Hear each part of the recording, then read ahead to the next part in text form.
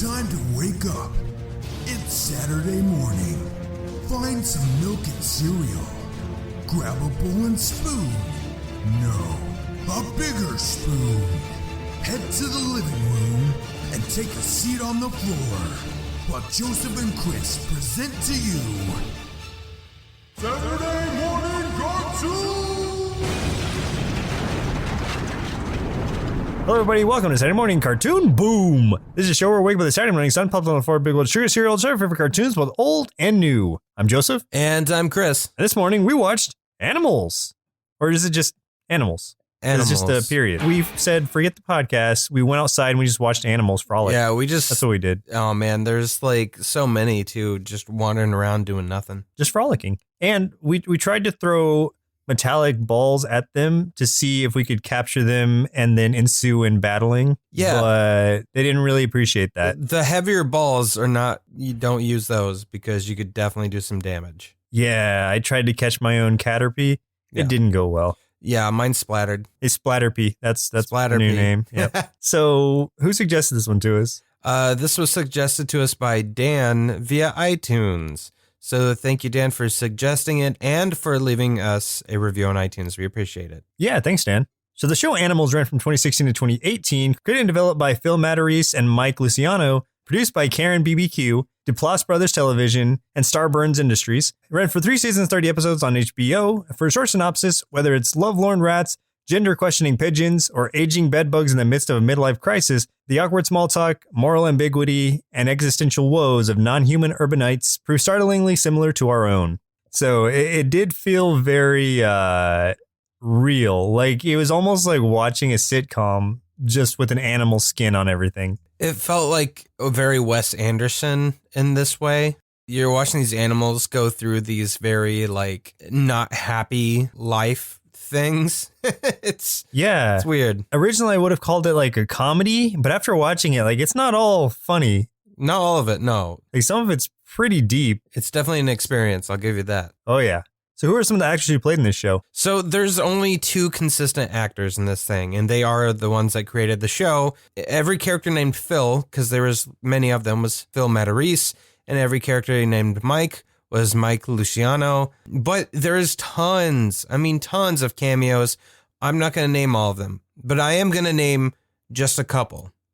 And those couple I'm going to name are Demi Moore, Lucy Liu, John Lovitz, Anthony Mackie, Michael Sheen, Raven Simone, Danny McBride, Jessica Chastain, Aziz Ansari, Nick Kroll, Jason Mantzoukas, Emilia Clarke, Kesha, John Leguizamo, Jonah Hill, Usher, David Harbour, Mark Maron, Adam Scott, Pauly Shore, Tatiana Maslany, Aisha Tyler, Randall Park, Mindy Kaling, Justin Roiland, Tim Meadows, Wanda Sykes, Whoopi Goldberg, Rachel Ray, Kumail Nanjiani, Paul Scheer, Dinosaur Jr., Dan Harmon, Moby, and about 100 other people.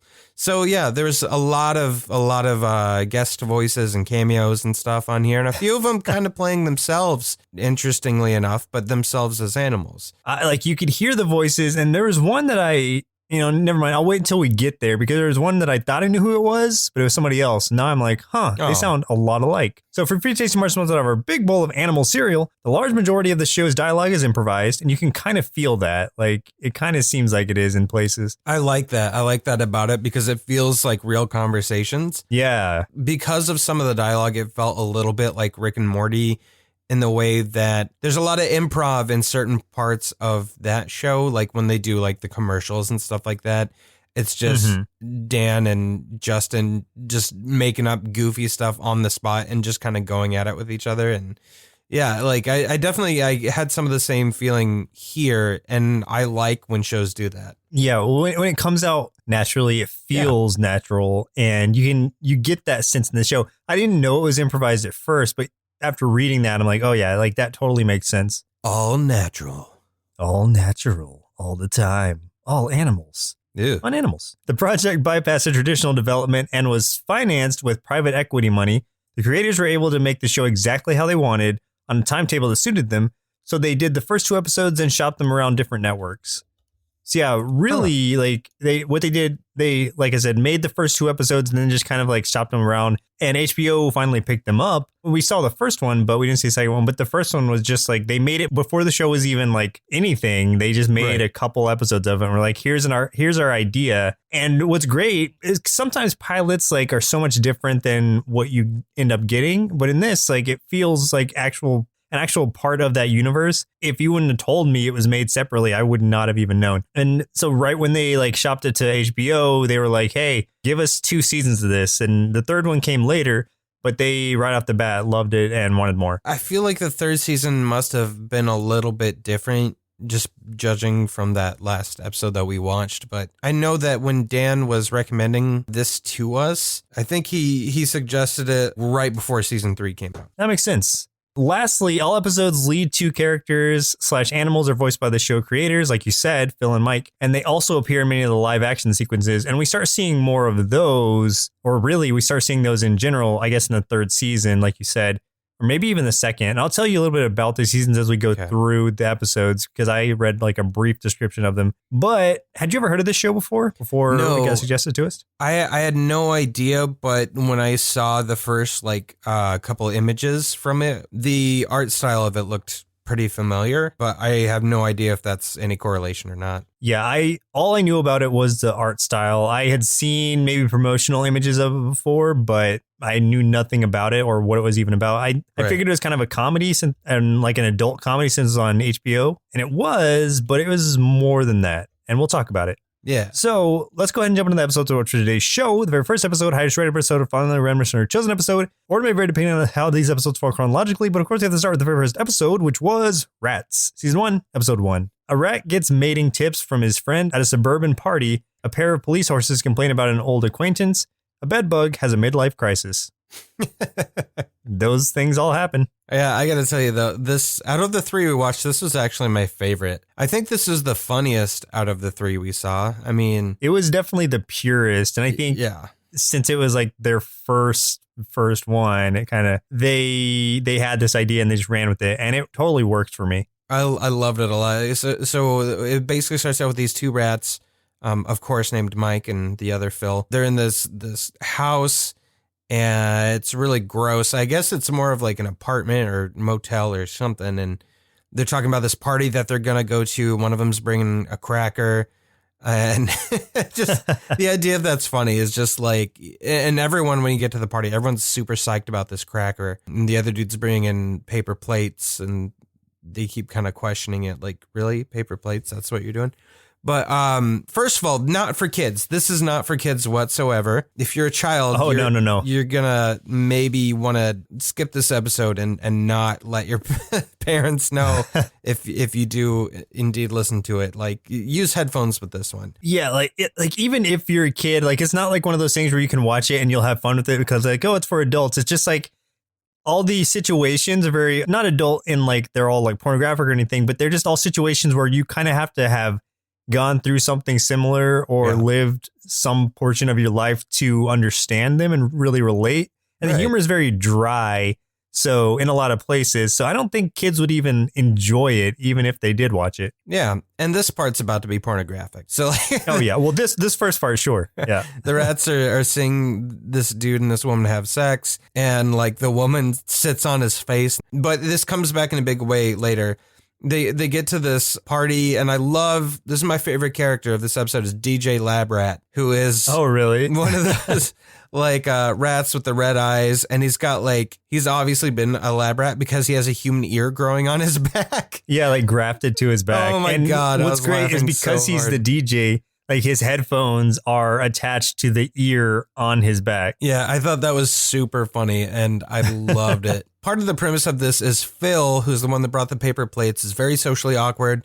He has never had babies, which is what this whole party is about. Like all the guys are like, yeah, man, we're going to go make some babies. We're going to have kids, because I guess rats reproduce pretty quickly, though I think this was probably a bit exaggerated here. Maybe a little accelerated. Yeah, a little bit accelerated. So it was kind of like the equivalent of him being a virgin. There's this one character named Fink who is just this garbagey rat with like a pot belly. Jason Mantzoukas. He is hilarious. Fink is hilarious, and he's the douche at the party that's just like, yeah, man, we're gonna make so many babies. Just it's that guy. Everyone knows that guy. When they come in and Mike has the cracker, he's like, Mike, are you serious? You're like the hero of this party. Hey, everybody, Mike brought a cracker, and everybody cheers. And then Phil shows him the paper plates. He's like, what is this? Like, he's just so, so disappointed. I just thought everybody didn't want to eat on the floor. And he's like, just so disappointed. So Mike changes the subject. And so it kind of comes out pretty quick that Phil's never made babies. And then Mike's trying to give him pointers. Fink is semi trying to give him pointers, but more like, hey, man, I've got this blue pill. I found this. You can have it. It is making things real sturdy for Fink is what I'll say. Things are pretty sturdy. Yeah, you'll be rock hard for hours or something. Mike's like, hey, I'm going to go pick up this girl. I'm going to take her to the bathroom. We're going to make babies. You know, just watch how I do things. He comes back in like a few minutes. He's already got like this infant daughter named Rebecca. It just happens that quick. And what I love through this episode, it's still all the same party. But we keep seeing like Mike in different situations, and like Rebecca's growing, like, you know, when she's a teenager and she's being all angsty and stuff like that. She's going through her vegan phase. Yeah, that's just so funny. I love it. So while this whole rap party's going on, we jump over to these two horses talking. They're talking about their friend. I think Greg was his name. Yeah, Greg's a racehorse, and the police horse is talking about like, well, I mean, I had, you know, they were eyeballing us and stuff, and like I had a chance, but I'm happy just being on the police force, having the same day. Nothing the same happens any day of the week or whatever. So I'm happy to have this job. I don't want to be like running on the track all day or whatever. At one point, they're just talking about like they kind of go quiet for a minute. And there's like, if Greg gets super rich, I'm going to blow my brains out. And they make like a suicide pact for how successful Greg is. I do like how they're just talking about what parades they love. Yeah. They have all these like little bracelets and stuff from like St. Patrick's Day parade, and Veterans Day parade, stuff like that. It cuts back to the rats again. It's still the party. Rebecca's older. Phil keeps trying to hit on other women and just keeps, you know, it's just not working. He gets called a pervert at one point because he was totally missing the signals. Fink.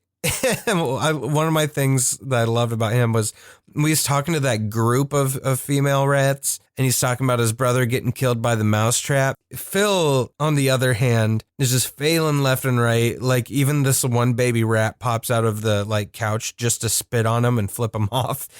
Oh yeah. It's just like, it's that bad. So he goes and he gets the blue pill from Fink and takes it. But we see later, like they show Fink later, and he looks so bad. Like he's missing all this fur. He looks like he's just falling apart. It's disgusting. I just thought it was because he was a disgusting rat. Yeah, and he was just so degenerate. But he just had a really good time in the bathroom with those ladies. But yeah, it turns out the blue pill was actually rat poison, and then he just dies right in front of everybody. But Phil had already taken the pill, so it's kind of too late for him. But he had just met this girl that was super into him, and he found out because she was just like, oh, thank God someone brought paper plates. And he's like, yeah, no one ever thinks the plate guy. So he's like bonding with this girl, and they're talking about how they've both never made babies before. They're about to go to the bathroom and make babies together. It's Rebecca. It's Mike's daughter, all grown up already. Phil is dying, and then Mike's just like, all right, you know, I can't rob you of this chance to make babies, even if it's with my daughter. And then Phil's just like, hey, I saw something earlier. Like, sit on my face. In his dying wish was for that to happen. And then I guess after that, you know, they end up making babies and he dies. And it kind of cuts to, I don't even know how far in the future it is, probably just like right after because of how fast things go. It's still the same party. So like it cuts to where it looks like Mike is like playing catch, like playing baseball with this young mouse named Phil Jr. And Rebecca looks like a regular mom, like rat and stuff like that. But then so you think it is in the future, but then DJ Labrat comes up and he's just like, hey man, like I haven't gotten paid. Everyone keeps like, you know, passing me off to someone else, and I'm just going to make you that guy. So I need to make sure that you make sure I get paid. So it's just like, it's still like, it's the end of that same party. So like Rebecca's like entire life cycle has happened through this party to where now she's a mom. Yeah. Yeah. She gives birth to Phil Jr., who actually comes into play later. So in between that, though, there's another segment that comes in with the bed bugs. That's pretty funny, where one of them's having a midlife crisis. At first they're just hanging out on on the mayor, we find out after seeing his thing at the beginning. Yeah, it was the beginning. It turns out it was the mayor of this town. I guess it's supposed to be New York. Yeah. Turns out he was with a hooker. He did kill the hooker by accident. I mean, of course. But yeah, these bed bugs are now in his his groinal region. Right. And they're so excited that they have like food on the go. Basically, their food's just right there with them all the time. And then one of them spots an earring on the other one. And he's like, dude, what is that? And he's just like, it was basically like after his wife left him or something. Like he went and got an earring so he could feel younger. They just start talking about that. They just start talking very seriously. And it's weird to see these two like bed bugs talking like that. And then like after all of that and they end the conversation, they just start like sucking blood out of the mayor. I like when it's like, oh, that's sweet. What is that? Oh, that's Hep B. Yeah, that's Hep B. I haven't had that for a while. Yeah. So gross. I loved this episode. I thought it was really funny. I had a great time with it. This was definitely my favorite of the ones we watched. It really had like a lot of what was going to happen in the rest of the episodes too. The format stayed pretty much the same. But the second episode we watched today's show was Fly, season 1, episode 7. This was the one chosen by Dan. I don't really have context as to why. The only thing I can think of is because this one was just super real. This one was great. Yeah. Yeah. So I really liked it. Me too. Yeah. This one, a pair of flies experience the highs and lows of life over a few hours. A self-conscious horse is encouraged to let it out. And bodega dwelling cats rap. Oh, dude, Bodega Cat. I loved Bodega Cat. That was awesome. Like that. I didn't realize it was going to like go into music video territory, but it was really interesting the way they played it out. Animation style is completely different and a lot cleaner in those music video segments. In the middle of this episode, you see like this bodega and a cat in the window, as you would. And then you go inside of it and the cat steps down and it becomes different animation. And he just goes through this whole rap about being Bodega Cat. And I got real into it. But what sets off the episode is Phil and Mike again, but as flies this time. The episode starts off with this human couple walking through this park. And one of them like is looking at his pocket watch and the woman glares at him. And so he's like, basically like, let's be carefree, and throws the pocket watch into the grass. And then that's kind of what sets the time of the episode, which is a really interesting way to approach that. So this is at 9 a.m. when this whole thing starts. The entire episode lasted what, like it lasts until 6:05 p.m. Like it did with the rats. This is supposed to be like a the life cycle of these flies. Like I guess they were trying to make it like that. Whereas the rats, we didn't see a birth to death scenario, but we got pretty close here from infants. Kind of starting on. So they're looking at fly porn magazines and burning things with a tiny magnifying glass, you know, as kids. And you find out like Phil's got an alcoholic, abusive father fly, and you know Mike has a good childhood with good parents, and they invite him to stay with them as much as he needs and things like that. And you just go through this like really interesting friendship over, I would say, the decades, but over the minutes of these two flies, right? Growing up, you know, becoming adult flies and getting jobs, and you know, Phil going through rehab and all kinds of stuff. Yeah, it gets really deep and really interesting. And I didn't realize it was just all in the same day at first, or really all in the same like number of hours, but it's just like everything's fast forwarding so much, and it's like, man, that kind of makes sense too, because flies do have pretty short lives. But man, it's interesting to see it compacted into as much as they did with the whole like Phil going with the bad crowd as a teenager, and then you know, splitting apart from Mike, and then them reuniting, which is literally probably minutes later, but they're adults now. One working like at this company and one working at the at the, what was it, the library? He's working or at something? a bookstore. Bookstore, yeah. I like the one line there where, like, you know, Mike's he just kind of always brags about his success and stuff, even though he looks like he's not happy. He's asking like what Phil does, and he's like, oh yeah, I'm working part-time at the bookstore. You know, I know it's not like glamorous, but it's good seconds. Yeah. One of my favorite parts too is when they kind of connected at Mike's mother's funeral, and like Mike's wife, which I think is supposed to be his second wife, is just totally obnoxious and really rude and stuff. Oh, well, because she's like a total college gold kid. digger. Yeah. She's just like, God, how many times do you have to bury this guy? And he's like, well, it's my mom, so. Well, there's no cell phone service out here, so can we go? Yeah. Yeah. And of course, there's the inevitable, like the two friends have a fight, like an argument at some point. Like a really kind of touching part was when Phil hands Mike that book. The book, yeah. And, well, because, okay, let me go back a little bit and say that Phil had been Mike had been trying to encourage Phil to become a writer because he was really good at writing back in school or something. And he's just like, nah, like it's not for me or whatever. And so to bring that back, Phil hands him a book and then kind of just walks away and is just like, you know, like, have a good day or whatever. See you later, man. When Mike looks at it, the book is called My Day. And it's literally Mike looking through it and seeing that it's everything that Phil had just gone through with him in it. Basically like a life memoir, but over the course of this day. One thing I wasn't clear on. So Mike read it and it shows him when we see him again next, he's elderly and reading it. By the time he finished that book, did he go from like middle-aged to elderly?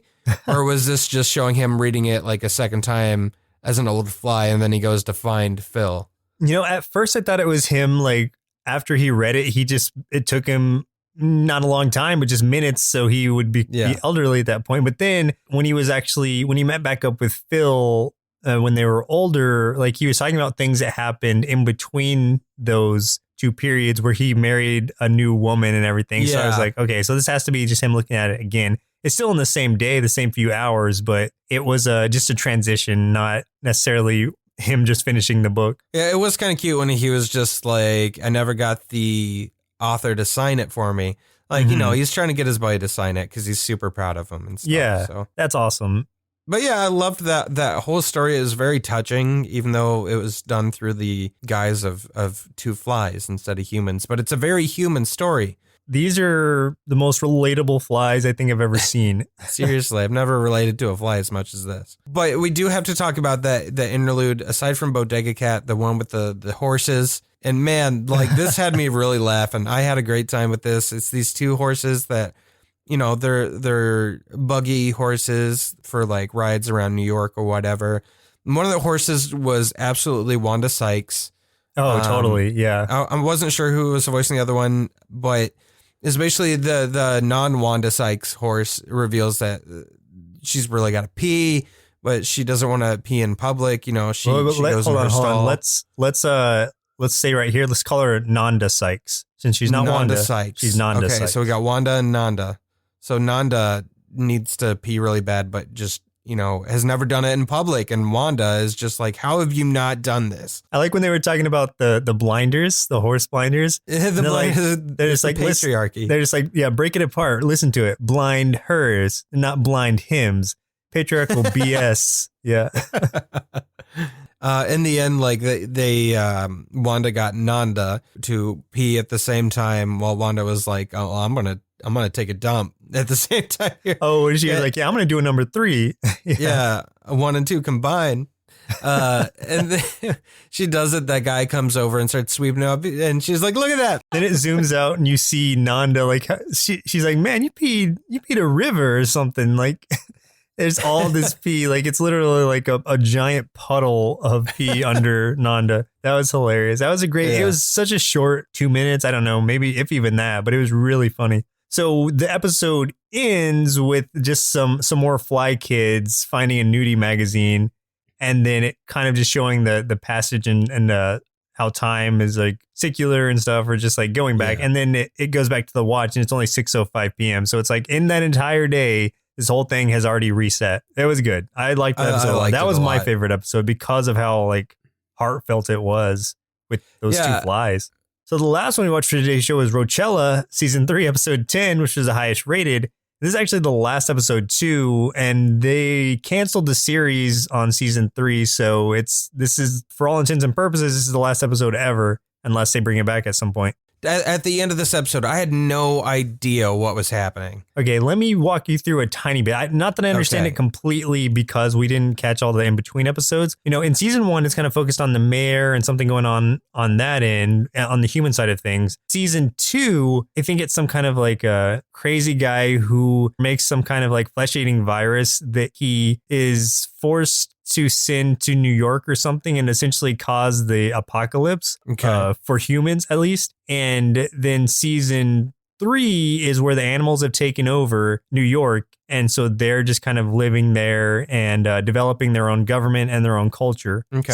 So as weird as that sounds, like that's kind of what explains what's happening and why everything's all barren and busted out in season 3. So where did all the live action stuff come in though? Because that was the stuff that was very confusing for me. I'm not sure if that was season 2 when that live action started or if it was season 3 when it started. But yeah, that at some point that became like a part of the episodes, was just like animal stuff and then this like small kind of transitional stuff in between with the humans. Right. Yeah, and it was something with like Demi Moore as like some sort of general, and like a nuclear weapon was involved, and the two show creators were there dressed as clowns.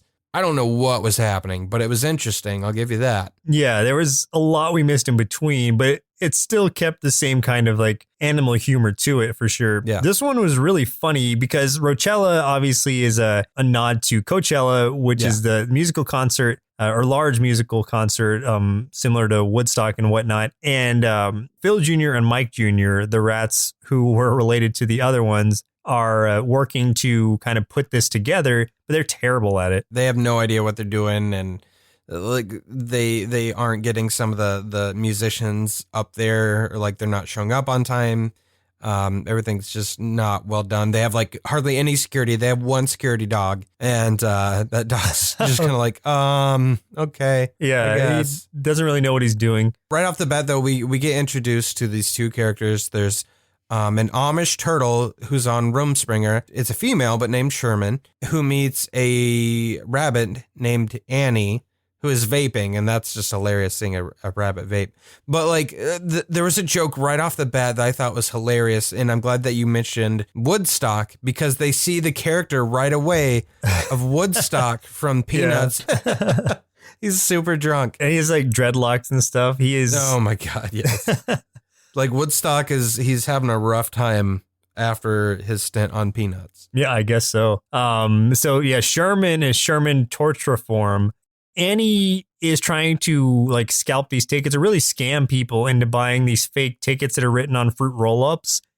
And Sherman would have fallen for it, but she starts feeling sorry for Sherman because of how clueless she is since she's coming from this Amish community. So that's what starts kind of that pair together.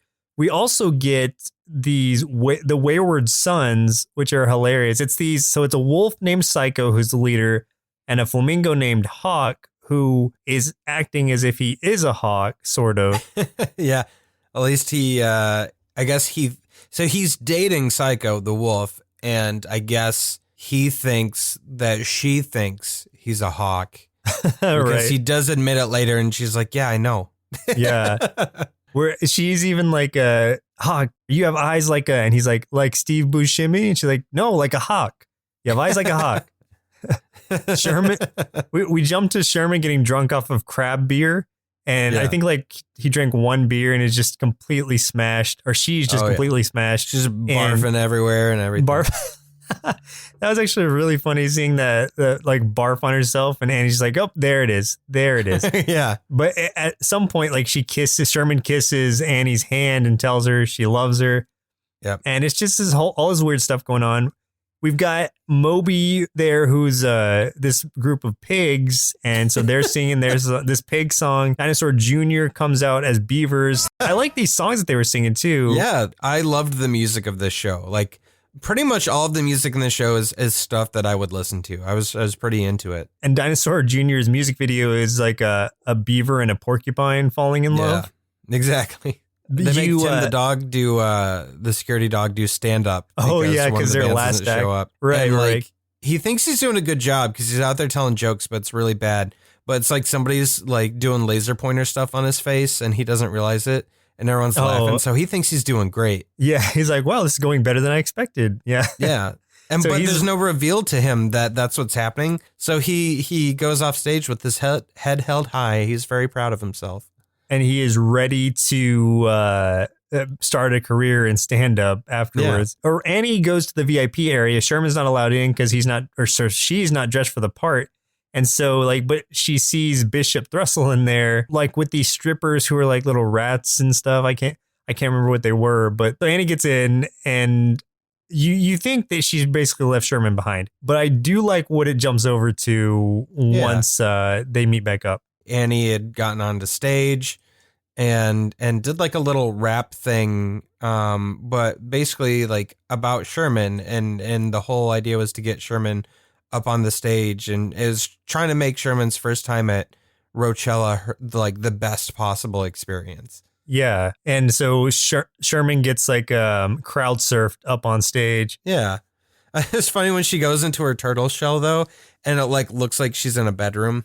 Like that. Yeah. We see Psycho, the leader of the Wayward Sons, climb up on top of the stage, and she's just like, "Why am I the one climbing up here? You have wings." She's talking to Hawk.